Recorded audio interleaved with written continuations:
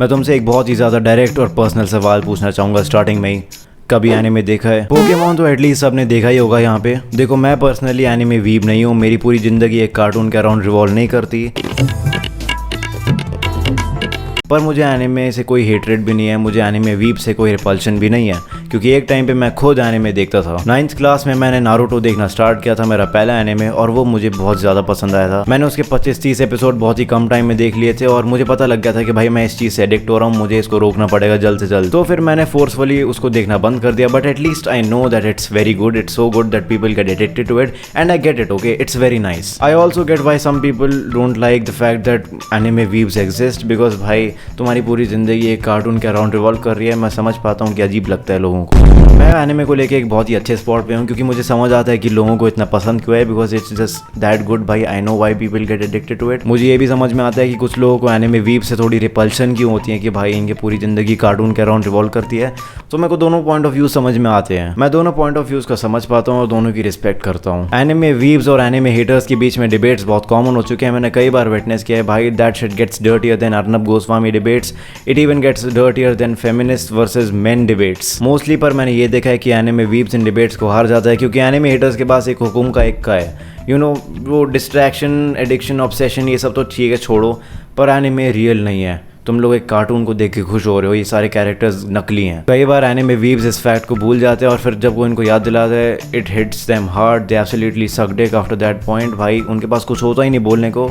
They realise they were living in a simulation, but 2-4 second बाद वापस से next episode देखने लग जाते हैं, because they are just that addicted to that shit. At the end of the day वो तो क्या, उनके फेवरेट एनिमे कैरेक्टर्स भी इसका जवाब नहीं दे पाएंगे, because after all even they are not real. Well guess what, you are wrong, they have been real all this time. भाई ये सारा एनिमे, ये सब सच है, क्योंकि मैंने अपनी खुद की आंखों से एक real life super hero, super powers वाला एनिमे प्रोटैगनिस्ट विटनेस किया है, और इस वीडियो में उसका लाइव रिकॉर्डिंग प्रूफ भी है। मुझे समझ नहीं आ रहा पिछले कुछ टाइम में मेरे साथ इतनी अजीब अजीब चीज़ें क्यों हो रही हैं। पहले वो इंडिगो वाली फ्लाइट का इंसिडेंट और अब ये एनिमे इंसिडेंट। तो ये बात बोर्ड से पहले हुई थी। मैं केमिस्ट्री ट्यूशन करके आया और अपने 2-4 दोस्तों के साथ हम सब मिलके मोमो शॉप पे गए थोड़ा सा सेलिब्रेट करने, क्योंकि हम में से एक का बर्थडे था। मिल्की वे गैलेक्सी के छोटे से सोलर सिस्टम के छोटे से प्लैनेट अर्थ के छोटे से इंडिया देश के छोटे से लखनऊ शहर के छोटे से तोपखाने बाजार में हमें अपना एनिमे प्रोटैगनिस्ट मिला।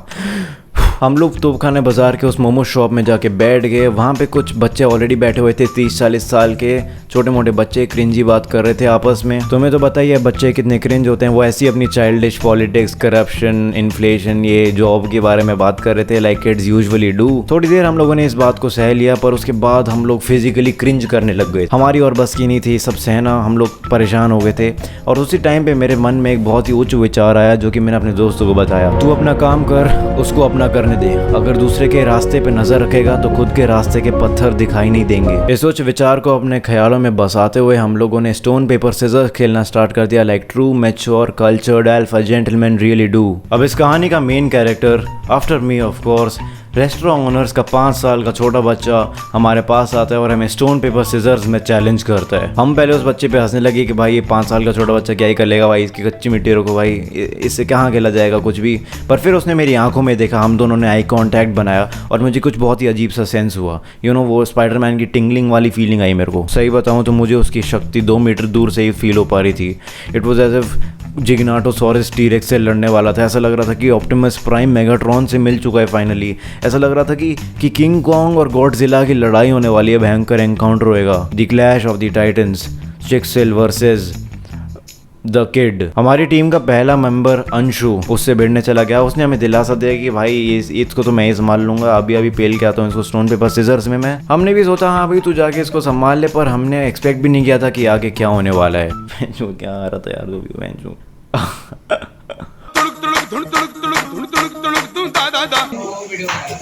स्टार्ट करो भाई, start. Anshu let's go Anshu versus kid. Start करो।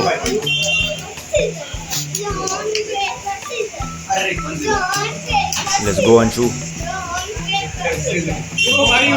अरे अंशु हार रहे तू यार। अंशु बच्चे के साथ ऐसा करेगा, जीतेगा अब तू। अंशु हार जाएगा तू तो।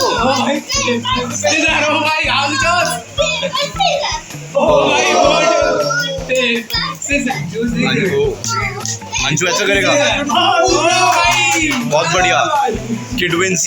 सही बताऊं तो अंशु थोड़ा तो ओवर कॉन्फिडेंस के साथ गया था, पर I think he tried his best. उसने बहुत ही बढ़िया लड़ाई लड़ी, एंड तक टिका रहा, पर एंड में वो हमारे प्रोटैगनिस्ट भाई को नहीं हरा पाया। इस पहली हार के बाद हम लोग इस बच्चे को सीरियसली लेने लग गए थे। अब हमने रणभूमि में अपना best stone paper scissors player Partho को घुसाया। पार्थो की स्पेशल पावर ये है कि उसके पूरे शरीर पे एक बाल भी नहीं है, एक्सेप्ट सर पे ऑफ कोर्स।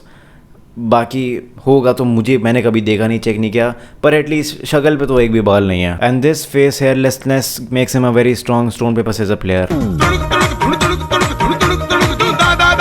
चलो भाई, पहला पॉइंट पार्थो की तरफ आते हुए। यार ये लोग ना, ये जो क्रिंज बच्चे हैं, ये पता नहीं जाने लग गए थे यार इंटेंस मैच चल रहा है भाई।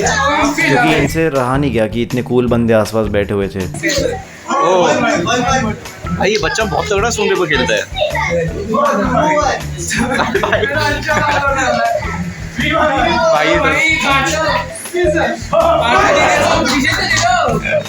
पार्थो भाई थोड़ा कुछ तो मतलब,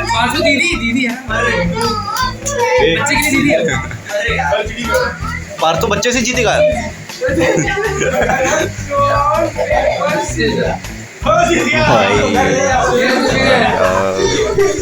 अगर हार गया तो बच्चे से हार गया, अगर जीतेगा तो बच्चे को हराएगा। भाई साहब, हम लोगों का सेल्फ कॉन्फिडेंस ऑल टाइम लो पे जा चुका था, क्योंकि हम 5 साल के बच्चे से स्टोन पेपर सीजर में हारे जा रहे थे।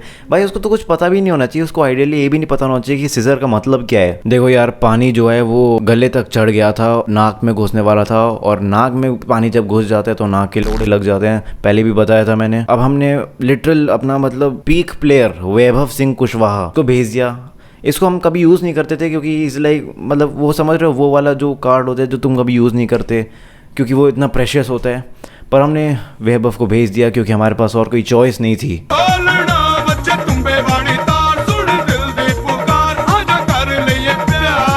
भाई बाप रे, बच्चा एक एक करके सबको हराया जा रहा है। भाई बाप रे, 4-3। चल वैभव, साले हार गया ना अगर तू। भाई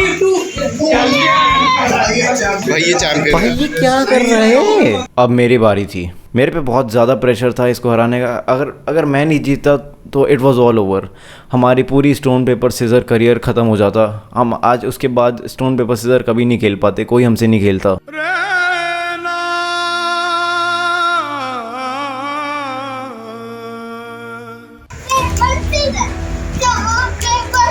अबे स्कोर लाइन कहाँ गया? भाई साहब, टक्कर का कंपटीशन दूंगा भाई, मजाक है क्या। ओ भाई, सीजर, ओ भाई फोटो सीजर, ओ भाई, यस तुमसे नहीं हो पाएगा। मैच है भाई ये, वन पे साले सजी है। 4-4 और भाई बस सीजन। ओ भाई, oh shit, he is the champion। और मैंने बहुत ज़्यादा कोशिश करी पर मैं हार चुका। हाँ, मैं हार गया 5 साल के बच्चे से स्टोन पेपर सीजर में। मैं क्या, मेरे 3 और दोस्त हार गए लगातार, एक एक करके बुरी तरीके से। 4 तक पहुंचा मैं, पर जीत नहीं पाया मैं। और साले वैभव, तू तो 2 भी नहीं पहुंच पाया भाई। Protagonist kid, if you are watching this, you have my respect bro, but one day I shall defeat you, one day. Like true gentlemen, I always shake hands, doesn't matter if I lose or win, but sportsmanship हमेशा बरकरार रहनी चाहिए। You know, stone paper scissors एक ऐसा sport है जिसमें बहुत मेहनत और फिजिकल एक्सर्शन के साथ साथ मेंटल एक्सर्शन भी होता है। तो इट्स इंपॉर्टेंट कि भाई अगर कोई बंदा उसको खेलने भी जा रहा है तो आपके लिए उसके मन में रिस्पेक्ट होनी ही चाहिए।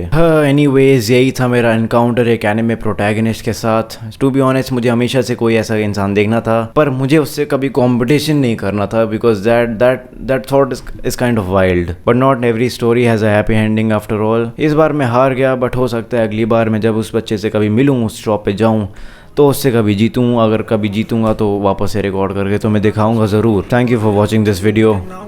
नमस्ते, बाय। ना बिचम कर्मा, तुझको पता है मैं कौन हूँ, यहाँ पूरा देश मिलना चाह रहा but I want you, और अब तू साउथ दिल्ली घूमे party flaunt you, your new friend own a business, he don't own you।